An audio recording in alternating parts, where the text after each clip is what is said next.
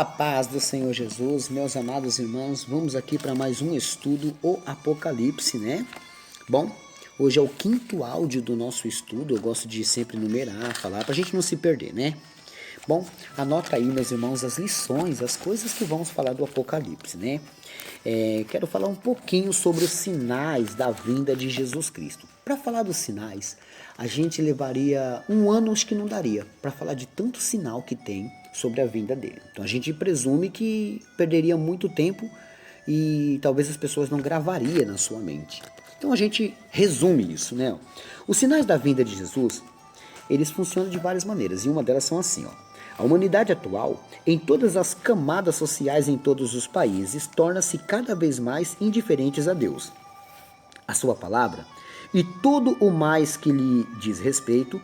Isto precede o quê? A vinda de Jesus, conforme ele fez ciente em Lucas 18, parte B. 18:8, parte B, né? E 17, 26 e 30. A vinda de Jesus será precedida de sinais já preditos na Bíblia como falsos cristos.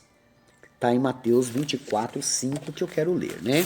Falsos cristos. Mateus 24, 5. Vamos lá? 24, 5 diz assim, ó. Porque muitos virão em meu nome, dizendo, eu sou o Cristo, e enganarão a muitos. Então isso aqui será um sinal, tá? Quando essas coisas começarem a acontecer, é que está próximo. O outro sinal é guerras e rumores de guerras, como a gente leu também em Mateus 24, 6, que foi o anterior sobre, no monte onde ele começou a falar sobre o arrebatamento, sobre a sua vinda, né? Que seria o Sermão do Monte, né? Em Mateus 24, 7, a nação contra a nação. Tudo isso você já está vendo acontecer, correto? Fome, está em Mateus 24, 7. Pestes, Mateus 24, 7 também. E as pestes aqui atualmente podemos destacar o câncer, enfermidades psicossomáticas, praga bubônica, AIDS, dengue e algumas mais, né? Novas que estão aparecendo. O terremoto foi dito em Mateus 24, 7, que a gente estudou. Um bom exemplo é o grande e terrível maremoto que provocou a morte de quase 300 mil pessoas em vários países do Sudeste Asiático em dezembro de 2004, né? Ódio, traição, Mateus 24, 9 e 10. O aumento da ciência, Daniel 12, 4. Você pode ver aí os automóveis, né? Hoje tem automóveis que não precisam de motorista.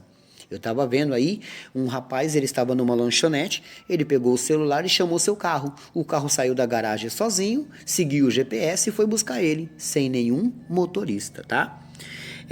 Só esqueci o nome desse carro agora. É um Tesla, lembrei, é um Tesla.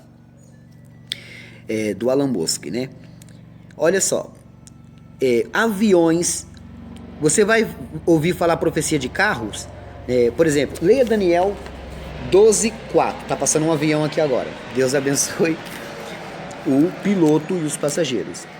Dá uma olhadinha sobre a ciência. Daniel. Opa, tá aqui. Daniel é o quarto profeta maior. Daniel, como eu disse aqui, 12:4.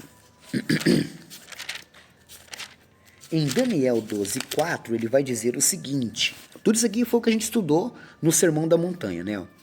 E tu, Daniel, fecha essas palavras e sela este livro, até ao fim do tempo. Muitos correrão de uma parte para outra, e a ciência se multiplicará. Tá vendo? Então ele está falando aqui sobre a ciência. E o automóvel, também ele diz aqui, no próprio... Ele vai falar do avião também, o homem na lua, tudo isso a Bíblia já estava anunciando, com outras palavras, mas a Bíblia estava anunciando que por causa da ciência fariam tudo isso, né? propagação do ocultismo, né? 2 Coríntios 4:4, 1 Timóteo 4:1, ele vai dizer isso, e o ocultismo tem crescido. Hoje as pessoas entram, meus irmãos, em maçonarias. Eu vi uma irmã perguntando para mim se ela poderia comprar um anel da maçonaria, tive que explicar para ela que não, tá? Então, hoje está crescendo muito o ocultismo, até dentro da Bíblia a gente vê isso, mas fora dela a gente vê pastores maçônicos, meus irmãos, incrível isso, né? Indiferentismo, tempos trabalhosos, 2 Timóteo 3, do 1 ao 6, Judas 18. O derramamento do Espírito Santo também está acontecendo. A igreja morna de Apocalipse 3, 15 e 16 também já está acontecendo. Tudo isso é sinal, tá? Restauração de Israel como nação está quase acontecendo. Apostasia também. Tudo isso são sinais, meus irmãos, né? Eu tô aqui com a minha apostila, meus irmãos, e vejo coisa que toda vez que eu vou dar palestra, aparecem coisas novas que eu não tenho como colocar. São muitas coisas mesmo, né? Então a gente está acompanhando isso. O crescimento, o andar da carruagem, a gente está acompanhando isso, né? E o arrebatamento, ele está se aproximando. Compreenderam? Ele está chegando perto do momento que seremos arrebatados, né? E como surgirá isso, né? Antes que eu fale do arrebatamento, meus irmãos, eu preciso falar de outros assuntos, eu tenho que chegar em outros assuntos, né? Eu preciso explicar para vocês o porquê que vamos ser arrebatados, né? A gente tem que entender a vinda de Cristo, como eu já disse para vocês, da primeira fase, da segunda fase, né? A gente já sabe dessa importância. E aí eu quero que vocês entendam sobre a morte, né? Porque, pastor, eu não quero morrer, mas se você não morrer também, você não tem como, meus irmãos, entrar lá e ficar com o Senhor. Eu vou explicar um pouquinho sobre a morte, né? A morte e o seu estado intermediário, né? A morte. A morte é o inimigo, ele é um inimigo, tá? 1 Coríntios 15, 26 e Apocalipse 21, 4. A morte entrou no mundo através do pecado, em Romanos 5, 12. Tá entendendo? A morte entrou no mundo através do pecado. Então, quem foi que trouxe a morte para o mundo? O pecado. A Bíblia nos revela 3 tipos de morte, tá? Existe a morte física, que é separação entre o corpo e a alma, tá? E o espírito. Então isso aqui é chamado de morte física. Gênesis 3:19, João 11:14, Lucas 16, 19 e 31. Isso aqui é a morte física. A segunda morte seria a morte espiritual, separação entre Deus. Essa aqui é horrível. A alma e o espírito, né? Gênesis 2:17, Gênesis 3, 6 e 7 e Efésios 2, 1. Isso aqui se chama morte espiritual. E temos a morte eterna, também chamada segunda morte. Sofrimento final do corpo, novamente unido à alma e o espírito. A morte eterna é quando se junta tudo de novo. Junta o corpo, a alma e o espírito, só que agora num outro lugar de tormento, né? Aí, por exemplo, no inferno, eles vão sentir dores como se estivesse aqui, meus irmãos. Sabe aqui, nesse momento, se você encostar um fogo em você, queima, não queima? Então, dói, não dói?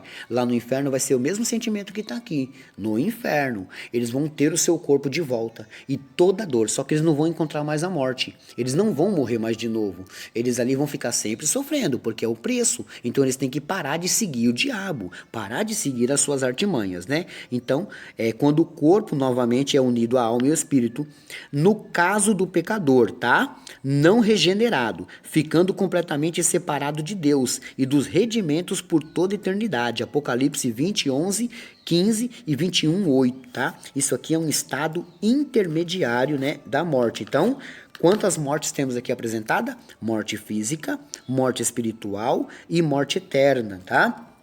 Isso é o Apocalipse se aproximando. A pessoa tem que saber para onde ela está indo, tá? E o que ela está fazendo.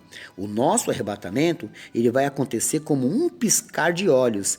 É 7 décimos de um segundo.